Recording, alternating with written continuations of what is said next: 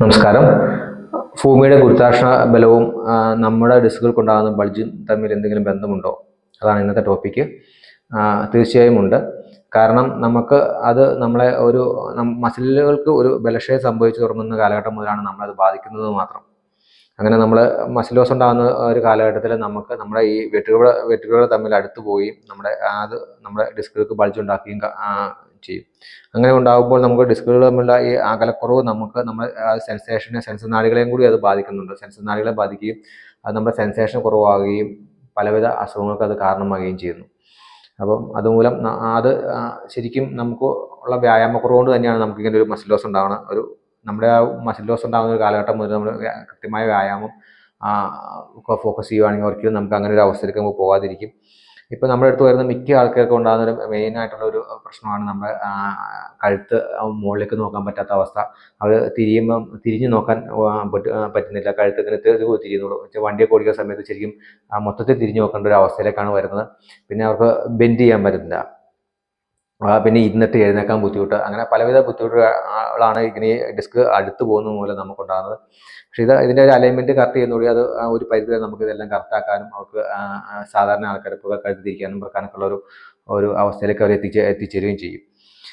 ഒപ്പം നമ്മുടെ പെൽവിക്കിനൊക്കെ ഉണ്ടാകുന്ന മാറ്റങ്ങൾ, ചിലർക്ക് മിക്കവർക്കും പല വെരിക്കോസ്, ഒപ്പം പലവിധ ബുദ്ധിമുട്ടുകളും ഉണ്ടാകുന്നുണ്ട്. നമുക്ക് ഷുഗർ, കാലിലേക്ക് സർക്കുലേഷൻ്റെ ഒരു അഭാവം, അതൊക്കെ ഉണ്ടാകുന്ന മെയിൻ കാരണം നമ്മുടെ ഈ പെൽവിക്കിനുണ്ടാകുന്ന മാറ്റമാണ്. എന്ന് വെച്ചാൽ നമ്മുടെ പെൽവിക്കിനുണ്ടാകുന്ന മാറ്റം നമ്മളെ ശരിക്കും ഒരു പ്രഷർ വേരിയേഷന് കാരണമാണ്. എന്ന് വെച്ചാൽ നമ്മുടെ ഈ എല്ലാ അവയവങ്ങളിലും ഒരു പ്രഷർ പോയിന്റ്സ് നമ്മുടെ ഈ ഉള്ളംകാലിലുണ്ടാകും. അപ്പം നമുക്കുണ്ടാകുന്ന ഈ അലൈൻമെൻറ്റ് മാറ്റങ്ങൾ നമുക്ക് ഇതിനൊരു പ്രഷർ വേരിയേഷന് കാരണമാകുകയോ അത് നമ്മുടെ ഇന്റേണൽ ഓർഗൻസിൻ്റെ പ്രവർത്തനത്തേക്ക് അത് കാര്യമായി ബാധിക്കുകയും ചെയ്യും.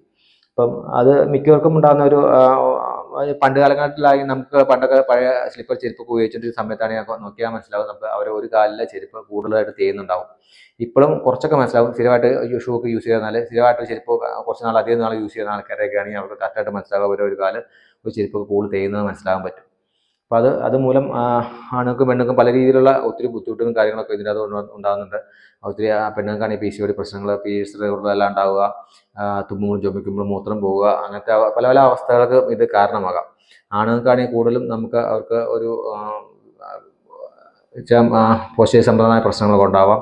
പിന്നെ ഈ വെരിക്കോസ്, അതൊക്കെയാണ് കൂടുതലും ആണുങ്ങളെ ബാധിക്കുന്നത്. പിന്നെ അവരുടെ ലൈംഗികശേഷി കുറഞ്ഞു പോകുന്നതിനൊക്കെ അത് കാരണമാകും.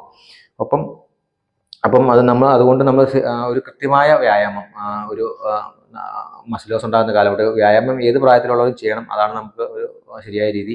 പക്ഷേ എന്നാലും മസിൽ ലോസ് ഉണ്ടാകുന്ന ഒരു കാലഘട്ടം മുതൽ നമ്മൾ വ്യായാമം സ്ഥിരമാക്കുകയും കൃത്യമായിട്ട് നമ്മൾ 7 മണിക്കൂർ 8 മണിക്കൂറെങ്കിലും ഉറങ്ങാനൊക്കെ ഉള്ള നോക്കുക. പിന്നെ ആഹാരം ഒരു കൃത്യസമയത്ത്, പ്രത്യേകിച്ചും വൈകുന്നേരത്തുള്ള ആഹാരം കഴിയുന്നത് ഒരു 7 മണിക്ക് മുമ്പ്, ഒരു 7 മണിക്കെങ്കിലും കൃത്യമായിട്ട് കഴിക്കാൻ സാധിച്ചാൽ നമുക്ക് ഒത്തിരി ഗുണങ്ങളുണ്ടാകുന്നുണ്ട്. ഈ സമയം തെറ്റില്ല ആഹാരം തന്നെ നമുക്ക് ഒത്തിരി അസുഖങ്ങളും കാര്യങ്ങളൊക്കെ നമുക്ക് ഉണ്ടാക്കുന്നുണ്ട്. പിന്നെ കൃത്യമായിട്ടുള്ള വെള്ളം കുടിയും നമ്മളൊന്ന് ഫോക്കസ് ചെയ്യുക. പിന്നെ ദേഷ്യം മാക്സിമം കുറയ്ക്കാൻ നോക്കുക. നമ്മൾ വെച്ചാൽ ദേഷ്യം ആണ് മനുഷ്യൻ ഏറ്റവും കൂടുതൽ എനർജി ലോസ് ഉണ്ടാക്കുന്ന സംഭവം. നമുക്ക് ദേഷ്യം വരുന്നതാണ്. അത് നമ്മൾ ദേഷ്യപ്പെടലും രണ്ടായിട്ട് കണ്ടുപിടിച്ച് കഴിഞ്ഞാൽ നമുക്ക് ആ ദേഷ്യം ഒരു പരിധി നിയന്ത്രിക്കാൻ പറ്റും. വെച്ചാൽ നമുക്ക് നമ്മളിൽ ദേഷ്യം വന്നിട്ട് ഒരു ദേഷ്യപ്പെടാതെ നമുക്ക് ഒരാളോട് പെട്ടുമ്പോൾ ഒരു കുഴപ്പമില്ല. ദേഷ്യപ്പെടുന്നത് നമുക്ക് ദേഷ്യം വന്നിട്ടാവരുത്. നമ്മുടെ ഉള്ളിൽ ദേഷ്യം ഇല്ലാതെ തന്നെ നമുക്ക് ദേഷ്യപ്പെടാൻ പറ്റും. അത് ദേഷ്യവും ദേഷ്യപ്പെടലും രണ്ടായിട്ട് നമ്മുടെ തലച്ചോറിനെ പറഞ്ഞു പഠിപ്പിച്ചാൽ അത് രണ്ടായിട്ട് കാണാൻ സാധിക്കും. അപ്പം നമുക്ക് ദോഷം വന്നതൊന്നും നമ്മുടെ ശരീരം ചെയ്യാൻ താല്പര്യപ്പെടില്ല. അപ്പോൾ ദേഷ്യം വരുമ്പോൾ നമുക്ക് ഒത്തിരി എനർജി ലോസ് ഉണ്ടാകുന്നുണ്ട്. അതുകൊണ്ട് പല പല ബുദ്ധിമുട്ടുകൾ അതുകൊണ്ട് ഉണ്ടാകും. അപ്പോൾ അതുകൊണ്ട് ദേഷ്യം മാക്സിമം കുറയ്ക്കാൻ നോക്കുക. ഒപ്പം നമ്മുടെ ഈ അലൈൻമെൻറ്റ് സംബന്ധമായ വിഷയങ്ങൾക്ക് എന്തെങ്കിലും നിങ്ങൾക്ക് ഡൗട്ട് ഉണ്ടെങ്കിൽ എന്നെ വാട്സാപ്പിൽ കോൺടാക്ട് ചെയ്യാവുന്നതാണ്. ഈ അലൈൻമെൻറ്റ് കറക്റ്റ് ചെയ്യുന്നതോടുകൂടി നമുക്ക് ഈ പല ബുദ്ധിമുട്ടുകളിൽ നിന്നും നമുക്ക് ഒരു ശാശ്വത പരിഹാരം ലഭിക്കുന്നതായിരിക്കും. Thank you. Rajaguru wellness, Pothanikkad.